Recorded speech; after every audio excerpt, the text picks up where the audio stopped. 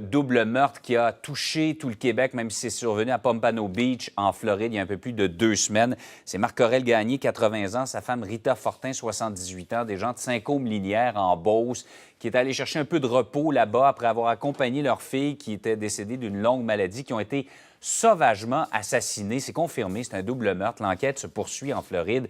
Et il y avait, vous rappelez-vous, des résidents qui avaient soulevé des problèmes de sécurité à l'endroit où tout ça est survenu, à Gulfview Estates, un parc de maisons mobiles de Pompano Beach.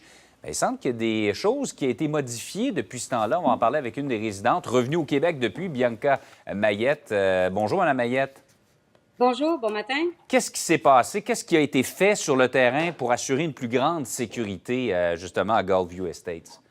Les propriétaires de Gulfview nous ont convoqués pour une réunion dans le parc pour nous faire un meeting sur comment ça allait se passer. Et puis, ils nous ont dit qu'ils allaient fournir les lumières, les détecteurs de mouvement, qu'il allait avoir une sécurité 24 heures sur 24.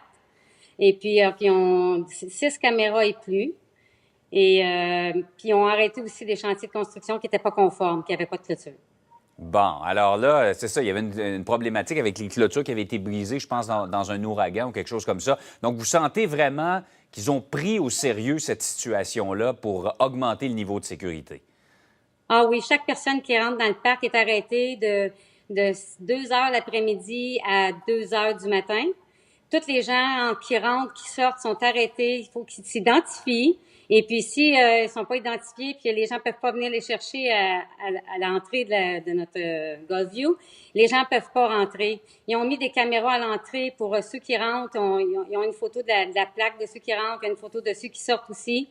Et puis, ils nous ont tout donné ça sans aucun frais. Bon, quand même ça prenait malheureusement un drame terrible comme celui-là pour qu'on se rende compte des problèmes de sécurité. Dites-moi, tout ce qui a été annoncé, ça va être mis en œuvre dans les prochains jours, prochaines semaines? C'est déjà en œuvre présentement. Déjà, OK. Oui, c'est déjà en œuvre. Ils nous ont donné des lumières, des détecteurs de mouvement qu'on a installés en arrière de nos maisons. Et puis, déjà, les sécurités, c'est déjà fait. Il y a un camion qui se promène, qui regarde partout. C'est vraiment un parc... on est bien dans ce parc-là. On a des bons services, un parc qui est propre. Non, c'est vraiment... Ça fait 10 ans que j'habite dans ce quartier-là, c'est jamais arrivé.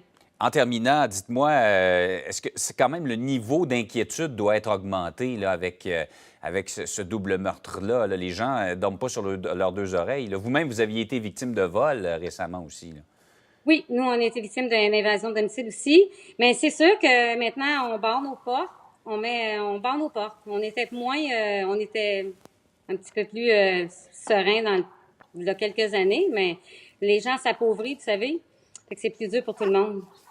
Merci beaucoup, Mme Mayette, de nous avoir parlé ce matin en espérant qu'on retrouve d'abord ceux qui ont posé ces gestes absolument terribles. Merci de nous avoir parlé. Oui, merci.